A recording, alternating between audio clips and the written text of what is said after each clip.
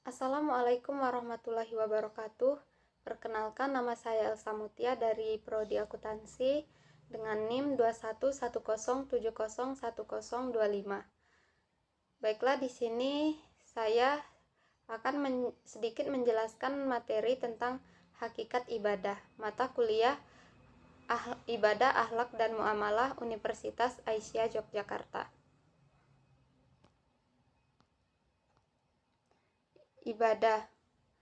Ibadah berasal dari bahasa Arab atau ibadatan, yang bisa diartikan taat, tunduk, patuh, hina, dan pengabdian.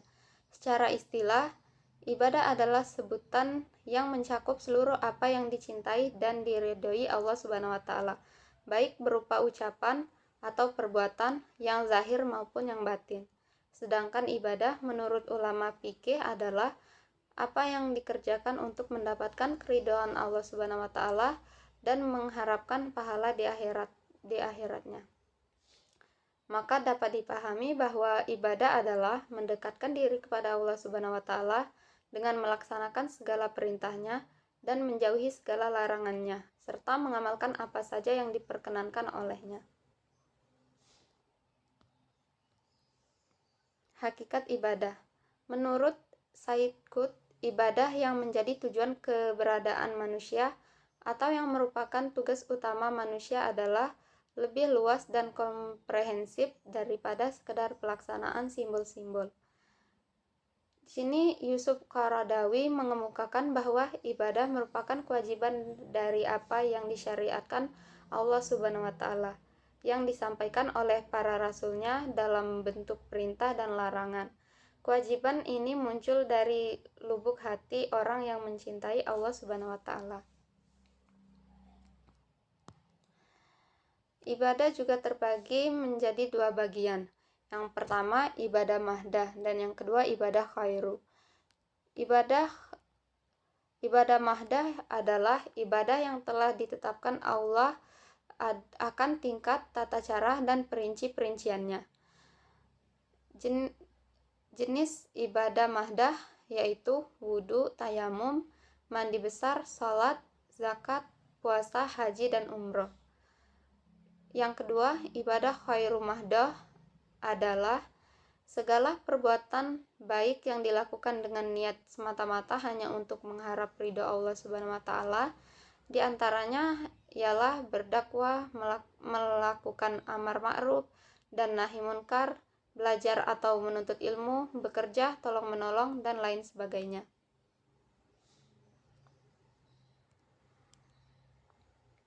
Fungsi ibadah.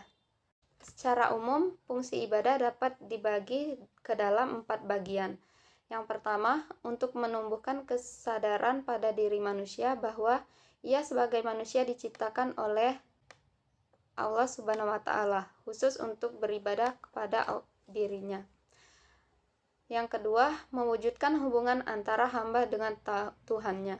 Dan yang ketiga, mendidik mental dan menjadikan manusia ingat akan kewajibannya. Dan yang terakhir, melatih diri untuk berdisiplin. Jika dicermati, setiap ibadah yang Allah perintahkan menuntut perilaku ibadah untuk disiplin. Prinsip ibadah. Ada 6 prinsip dalam beribadah. Yang pertama, hanya menyembah kepada Allah Subhanahu wa Ta'ala. Yang kedua, tanpa perantara. Yang ketiga, harus ikhlas. Yang keempat, sesuai dengan tuntunan. Yang kelima, seimbang antara unsur jasmani dan rohani. Dan yang terakhir, mudah dan meringankan. Akhlak. Pengertian akhlak secara etimologis atau lugatan.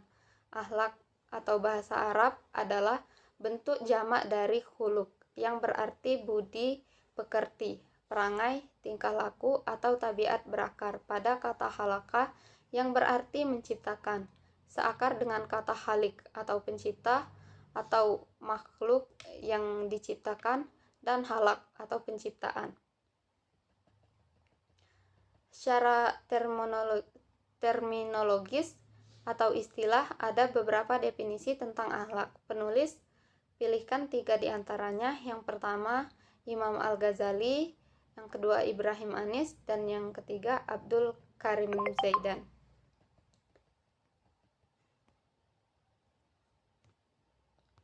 Sumber akhlak. Sumber akhlak adalah yang menjadi ukuran baik dan buruk atau mulia dan tercela, sebagaimana keseluruhan ajaran Islam. Sumber akhlak adalah Al-Quran dan Sunnah, bukan akal pikiran atau pandangan masyarakat sebagaimana konsep etika dan moral, dan bukan pula karena baik atau buruk dengan sendirinya sebagaimana pandangan Mu'tazilah. Ruang lingkup akhlak. Muhammad Abdul Dras dalam bukunya Dustur al-Akhlaq fi al-Islah membagi ruang lingkup akhlak ke dalam 5 bagian. Yang pertama, akhlak pribadi, yang kedua, akhlak berkeluarga, yang ketiga, akhlak bermasyarakat, yang keempat, akhlak bernegara, dan yang terakhir, akhlak beragama. Kedudukan dan keistimewaan dalam Islam. Dalam keseluruhan ajaran Islam, akhlak menempati kedudukan yang istimewa dan sangat penting. Yang pertama, Rasulullah SAW menempatkan penyempurnaan akhlak yang mulia sebagai misi pokok risalah Islam. Yang kedua, sesungguhnya aku diutus untuk menyempurnakan akhlak yang mulia. Yang ketiga, akhlak merupakan salah satu ajaran pokok agama Islam. Yang keempat, akhlak yang baik akan memberatkan timbangan kebaikan seseorang nanti pada hari kiamat. Yang kelima, Rasulullah SAW menjadikan baik buruknya akhlak seseorang sebagai ukuran kualitas imannya. Yang keenam, Islam menjadikan akhlak yang baik sebagai bukti dan buah dari ibadah kepada Allah Subhanahu wa Ta'ala. Yang ketujuh, Nabi Muhammad SAW selalu berdoa agar Allah Subhanahu wa Ta'ala memberikan akhlak beliau. Dan yang terakhir, di dalam Al-Quran banyak terdapat ayat-ayat yang berhubungan dengan akhlak. Muamalah. Muamalah dalam arti luas yaitu aturan-aturan atau hukum Allah yang mengatur manusia dalam kaitannya dengan urusan duniawi dalam pergaulan sosial. Sedangkan dalam arti yang sempit adalah transaksi atau perjanjian yang dilakukan oleh manusia dalam hal tukar-menukar manfaat. Muamalah secara etimologis merupakan istilah yang digunakan untuk menggunakan semua perbuatan yang dikehendaki mu'alaf. Muamalah mengikuti pola yang bermakna bergaul. Secara terminologi, muamalah adalah istilah yang digunakan untuk permasalahan selain ibadah.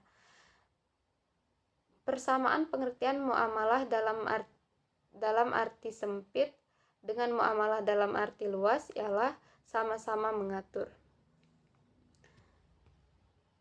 Mungkin hanya itu saja dari saya. Mohon maaf jika banyak kesalahan. Saya akhiri. Wassalamualaikum warahmatullahi wabarakatuh.